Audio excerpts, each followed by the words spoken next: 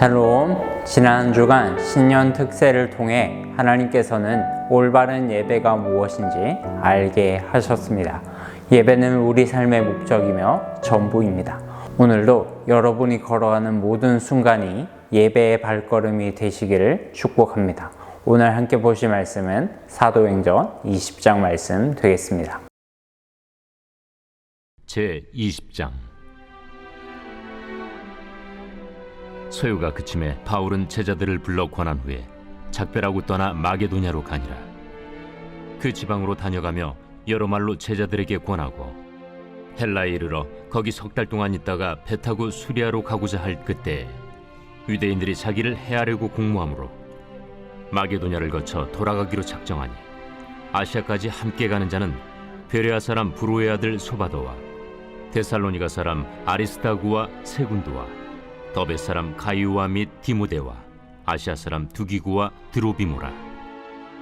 그들은 먼저 가서 드로아에서 우리를 기다리더라. 우리는 무교절 후에 빌립보에서 배로 떠나 닷새 만에 드로아에 있는 그들에게 가서 이레를 머무니라. 그 주간의 첫날에 우리가 떡을 때려 하여 모였더니 바울이 이튿날 떠나고자 하여 그들에게 강론할세 말을 밤중까지 계속하며 우리가 모인 윗다락에 등불을 많이 켰는데 유두구라 하는 청년이 창에 걸터 앉아 있다가 깊이 졸더니 바울이 강론하기를 더 오래 하며 졸음을 이기지 못하여 3층에서 떨어지거늘 일으켜 보니 죽었는지라. 바울이 내려가서 그 위에 엎드려 그 몸을 안고 말하되 떠들지 말라. 생명이 그에게 있다. 하고 올라가 떡을 떼어 먹고 오랫동안 곧 날이 새기까지 이야기하고 떠나니라. 사람들이 살아난 청년을 데리고 가서 적지 않게 위로를 받았더라. 우리는 앞서 배를 타고 아소에서 바울을 태우려고 그리로 가니 이는 바울이 걸어서 가고자 하여 그렇게 정하여 준 것이라. 바울이 아소에서 우리를 만나니 우리가 배에 태우고 미둘레네로 가서 거기서 떠나 이튿날 기우 앞에 오고 그 이튿날 사모에 들르고 또 그 다음날 밀레도에 이르니라. 바울이 아시아에서 지체하지 않기 위하여 에베소를 지나 배 타고 가기로 작정하였으니 이는 될 수 있는 대로 오순절 안에 예루살렘에 이르려고 급히 가밀어라. 바울이 밀레도에서 사람을 에베소로 보내어 교회 장로들을 청하니 오매 그들에게 말하되 아시아에 들어온 첫날부터 지금까지 내가 항상 여러분 가운데서 어떻게 행하였는지를 여러분도 아는 바니 곧 모든 겸손과 눈물이며 유대인의 관계로 말미암아 당한 시험을 참고 주를 섬긴 것과 유익한 것은 무엇이든지 공중 앞에서나 각 집에서나 거리낌이 없이 여러분에게 전하여 가르치고 유대인과 헬라인들에게 하나님께 대한 회개와 우리 주 예수 그리스도께 대한 믿음을 증언한 것이라. 보라, 이제 나는 성령에 매여 예루살렘으로 가는데 거기서 무슨 일을 당할는지 알지 못하노라. 오직 성령이 각 성에서 내게 증언하여 결박과 환난이 나를 기다린다 하시나 내가 달려갈 길과 주 예수께 받은 사명 곧 하나님의 은혜의 복음을 증언하는 일을 마치려 하면은 나의 생명조차 조금도 귀한 것으로 여기지 아니하노라. 보라, 내가 여러분 중에 왕래하며 하나님의 나라를 전파하였으나 이제는 여러분이 다 내 얼굴을 다시 보지 못할 줄 아노라. 그러므로 오늘 여러분에게 증언하거니와 모든 사람의 피에 대하여 내가 깨끗하니 이는 내가 꺼리지 않고 하나님의 뜻을 다 여러분에게 전하였습니다. 여러분은 자기를 위하여 또는 온 양떼를 위하여 삼가라. 성령이 그들 가운데 여러분을 감독자로 삼고 하나님이 자기 피로 사신 교회를 보살피게 하셨느니라. 내가 떠난 후에 사나운 이리가 여러분에게 들어와서 그 양떼를 아끼지 아니하며 또한 여러분 중에서도 제자들을 끌어 자기를 따르게 하려고 어그러진 말을 하는 사람들이 일어날 줄을 내가 아노라. 그러므로 여러분이 일깨어 내가 3년이나 밤낮 쉬지 않고 눈물로 각 사람을 훈계하던 것을 기억하라. 지금 내가 여러분을 주와 및 그 은혜 말씀에 부탁하노니 그 말씀이 여러분을 능히 든든히 세우사 거룩하게 하심을 입은 모든 자 가운데 기업이 있게 하시리라. 내가 아무의 은이나 금이나 의복을 탐하지 아니하였고 여러분이 아는 바와 같이 이 손으로 나와 내 동행들이 쓰는 것을 충당하여 범사에 여러분에게 모본을 보여준 바와 같이 수고하여 약한 사람들을 돕고 또 주 예수께서 친히 말씀하신 바 주는 것이 받는 것보다 복이 있다 하심을 기억하여야 할지니라. 이 말을 하며 무릎을 꿇고 그 모든 사람들과 함께 기도하니 다 크게 울며 바울의 목을 안고 입을 맞추고 다시 그 얼굴을 보지 못하리라 한 말로 말미암아 더욱 근심하고 배까지 그를 전송하니라. 사도행전 20장은 바울이 에베소에서의 선교 사역을 마무리하고 예루살렘으로 돌아가려고 하는 여정 중에 생긴 일들을 기록하고 있어요. 이 장의 핵심 포인트는 바울이 그동안 사역했던 1, 2, 3차 선교 여행지들을 돌아보며 동역자들과 교회들을 굳건하게 하고 있다는 거예요. 바울은 복음을 전하기만 하고 방관한 것이 아니라 자신이 세운 교회들을 향한 애정을 가지고 끊임없이 살폈던 것입니다. 1절 말씀을 함께 볼까요? 소요가 그침에 바울은 제자들을 불러 권한 후에 작별하고 떠나 마게도냐로 가니라. 여기서 소요는 앞서 19장 23절 이하에 나와 있는 한 소란스러운 사건을 말하고 있는데요. 바울이 에베소에서 하나님 나라의 복음을 가르치고 많은 사람들이 예수를 믿게 되죠. 그런데 그 지역에 은으로 우상을 만드는 일을 업으로 하는 데메드리오라고 하는 한 사람이 에베소 시민들을 불러 모아서 선동해서 바울과 그를 따르는 자들을 규탄하는 시위를 벌여요. 데메드리오를 추종하는 군중들은 에베소 시내와 원형 극장을 가득 메우고는 크도다 아데미어라고 외치면서 무려 2시간 동안이나 온 시내를 혼란에 빠뜨리게 됩니다.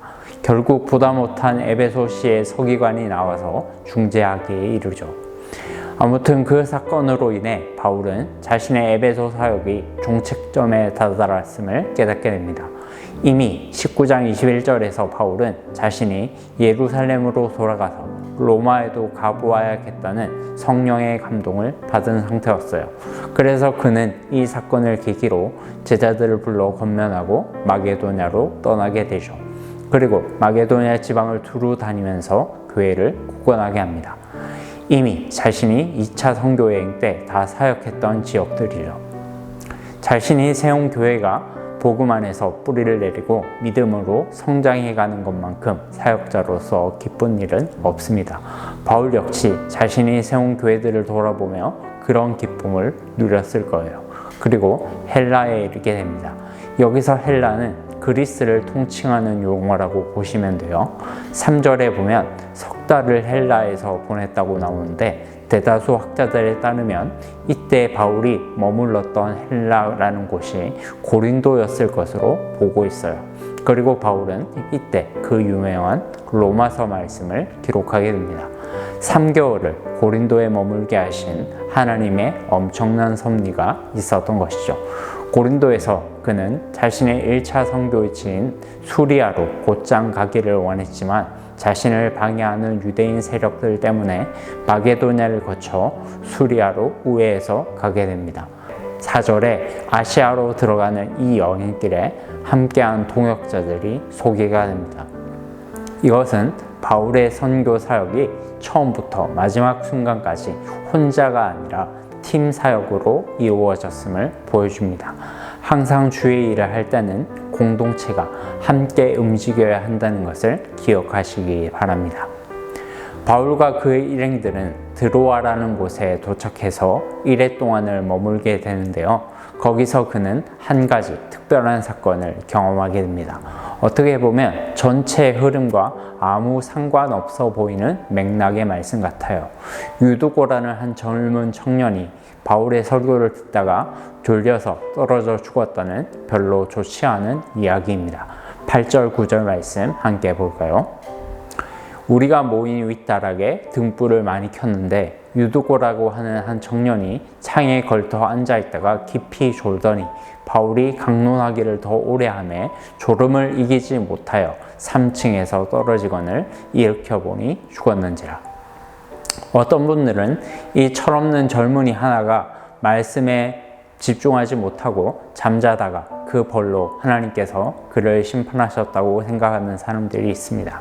그러나 그렇지 않아요. 정황상 이 사람은 비록 어렸지만 말씀을 사모했던 사람이고 어쩌면 마지막이 될지도 모르는 바울 선생님과의 만남을 참으로 오랫동안 간직하고 싶었을 거예요. 그렇지 않다면 바울이 그렇게 오랫동안 밤늦게까지 설교하는데 자리에 앉아 있을 리가 없겠죠. 그런데 이 좁은 다락방에 사람들은 많이 모여있지, 등불은 많이 켜서 연기로 인해 공기는 안 좋지, 창가 쪽에 앉아서 그 공기가 자신에게로 다 들이받았던 것 같아요. 그날따라 바울 사도도 마지막 설교라고 생각하고 굉장히 오랫동안 설교를 하는 바람에 졸음을 참다가 그만 떨어져 죽게 된 것입니다. 그 상황이었으면 사실 누구라도 졸았을 거예요. 그런데 바울이 그를 품에 안으니까 생명이 돌아오죠. 그리고 12절에 보니까 많은 사람이 그 청년의 일로 위로를 받았다라고 말씀하고 있습니다. 사랑하는 여러분, 이 사건은 우리 인생이 태생적으로 연약하다라는 사실과 그럼에도 불구하고 하나님의 은혜가 있기에 회복과 위로가 있는 삶이라는 것을 동시에 보여줘요. 즉, 유두고 사건은 우리 인생의 요약본과 같습니다. 때로는 우리 인생이 너무나도 허무한 것처럼 느껴질 수도 있지만 그 가운데서도 하나님의 은혜가 여전히 우리와 함께 하신다는 것을 기억하시기를 바랍니다. 이 사건 후에 바울은 속도를 내어 오순절 안에 예루살렘에 도착하기 위해서 에베소를 거쳐 가기로 했습니다. 자신의 마지막 선교지를 돌아보고자 하는 것이죠. 특히 바울은 이 에베소에서 가장 오랫동안 3년 동안을 사역했기 때문에 더 각별한 애정을 가지고 있었어요. 그래서 바울은 에베소에서 약 48km 정도 떨어진 밀레도라는 항구에 배를 정박시켜 놓고 에베소 장로들을 초청합니다. 그들에게 특별히 당부할 것이 있었던 것이죠. 바로 에베소 교회를 부탁하는 내용이었습니다. 바울은 먼저 18절에서 21절에서 자신이 얼마나 진실된 마음과 사랑으로 에베소 교회를 섬겼는지 상기시켰습니다. 목회자가 이렇게 당당하게 자신의 목회 사역을 말할 수 있다는 것이 참 부럽습니다.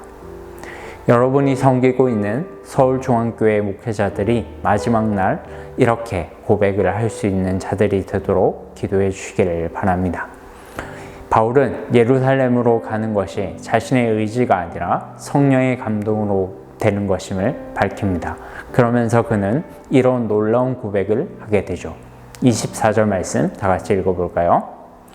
내가 달려갈 길과 주 예수께 받은 사명 곧 하나님의 은혜의 복음을 증언하는 일을 마치려 하면은 나의 생명조차 조금도 귀한 것으로 여기지 아니하노라. 아멘. 사랑하는 여러분, 하나님의 은혜의 복음을 증언하는 사명은 목회자에게만 부여된 것이 아닙니다. 모든 그리스도인들에게 부여된 사명인 줄로 믿습니다. 이 복음이 너무 감격스러워서 이 복음을 우리 이웃들에게, 홍대 땅의 수많은 젊은이들에게 전하는 것이 너무 좋아서 내 생명보다 소중한 것이다 라고 고백할 수 있는 우리 모두가 되기를 주님의 이름으로 축복합니다. 28절부터 35절까지는 교회의 장로들을 향한 바울의 권면을 담고 있습니다.